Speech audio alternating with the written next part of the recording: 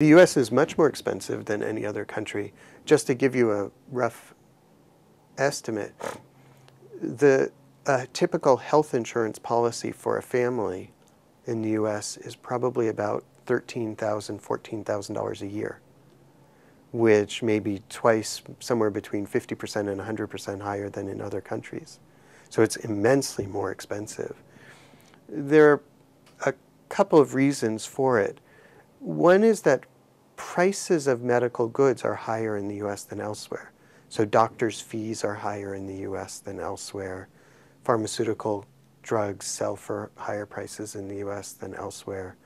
Nurses' wages are higher in the US than elsewhere. So just the price of services is higher.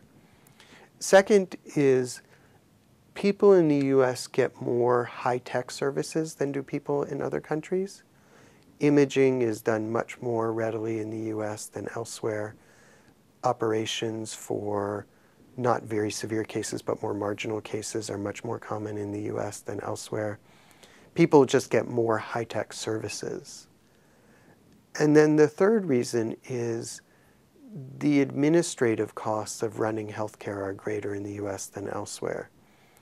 So built into the price of a hospital day are any number of office support people who do the billing and write everything down and make sure it gets the appropriate insurer, which is a much smaller share of the workforce in other countries, probably 10 to 20 to 30% fewer people doing that.